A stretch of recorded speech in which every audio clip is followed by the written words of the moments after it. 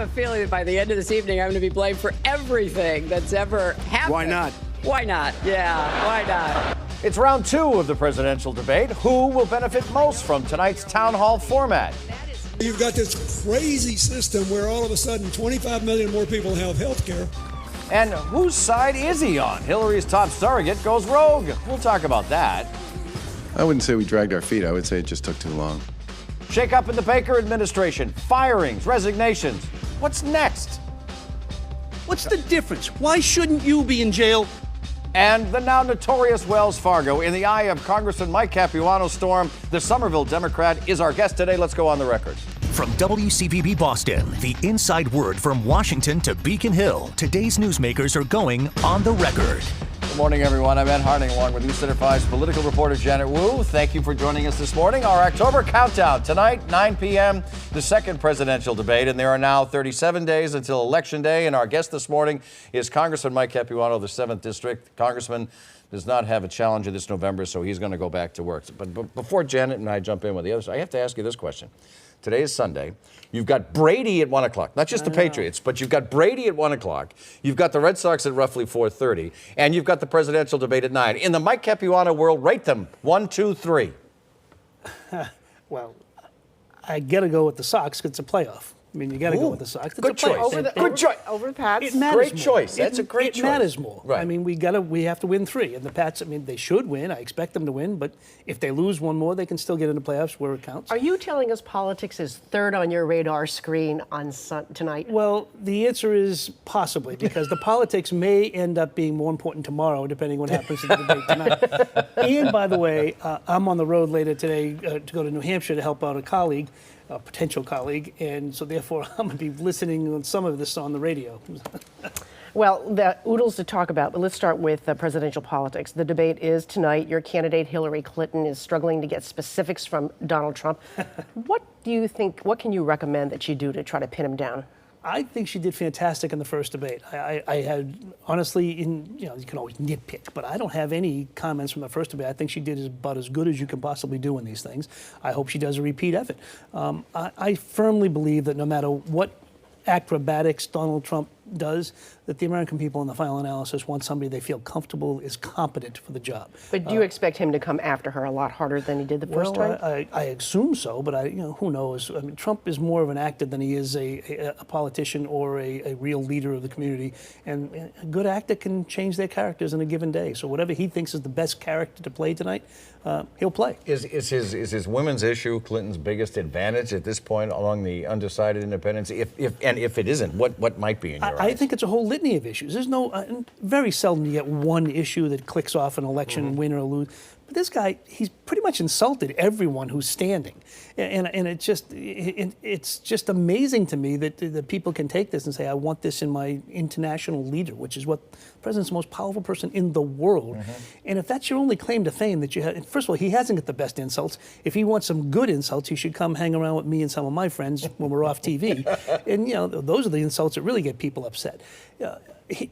He's a second-rate actor, and not even that, he's a third-rate actor. And it just, if it sells, you got to ask yourself what's going on in this country. But in the swing states, he seems to be still very competitive against her, regardless of what you're saying. Yep. And among undecided voters, let's just talk about undecided voters.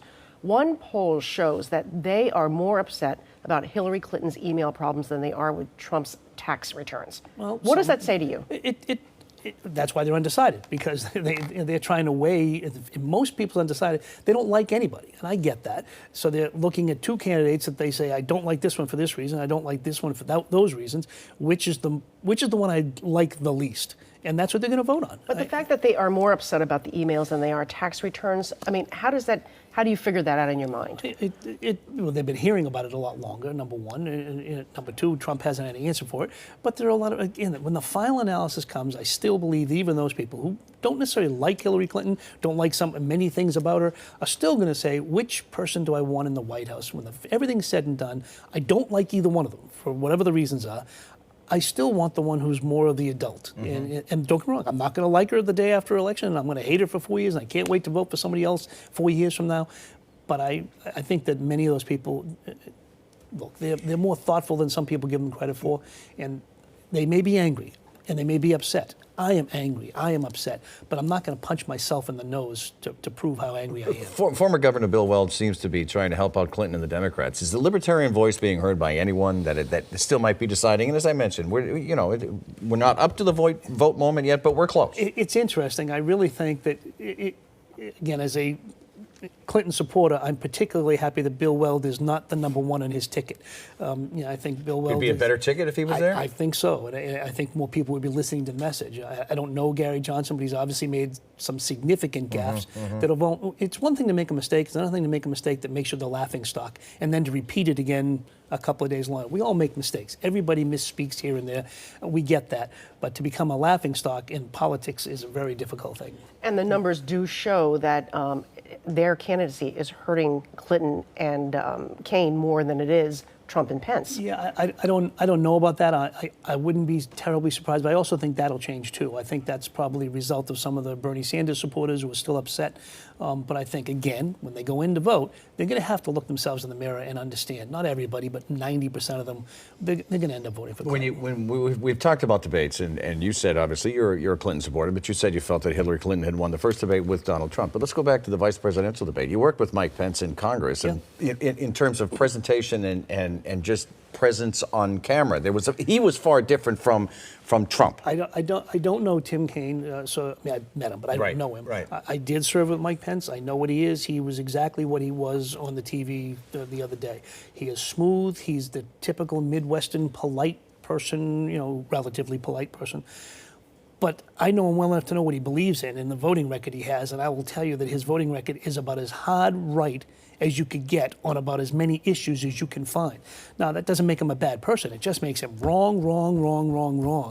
And so that one's a little bit difficult for me. But did he win that debate? Again, my judgment is secondary. I think it was probably more of a draw, but the general public, or at least the pundits, seem to think he won a little bit. I mean, he didn't destroy, no matter how you measure it. Nobody said he destroyed Kaine. But I think, and maybe he won it by some people's judgment because he was being compared to Donald Trump, who was at the top of his ticket. But Trump took credit for it, by the way. Yeah, I saw that. I'm waiting for him to take credit for the sun rising. Are you ready for the OJR Pop quiz? I'm always ready. I've studied for weeks. I've reached into my pocket and I pulled out the green sheet of paper. We have a green sheet of paper, a special one for the congressman. What is Aleppo? No. Who am I and why am I here? So, what world leader do you admire most must be living? Name one of those. A world leader that you admire most. And it must be living. I would like There's to put several, that but there. if I had to pick one today on the world stage, it'd probably have to be either Renzi or Angela Merkel. Renzi because he oversees a situation that's difficult to govern in Italy. I mean, anybody running Italy has got an impossible job. And Merkel because she's been so stable for so long. I mean, and again, that doesn't mean I agree with her and everything, but I give her credit for having used her political capital to try to change the world. And that's something that's important. Name 5 countries who are members of NATO. You don't have to go through all of them. 5 of them. There are 28, but if you starting with the U.S. Yeah, that works. England, France, Italy, Germany. All right, that's good. Very good. The congressman knows all 28. We continue on the record. Stay with us. Get close.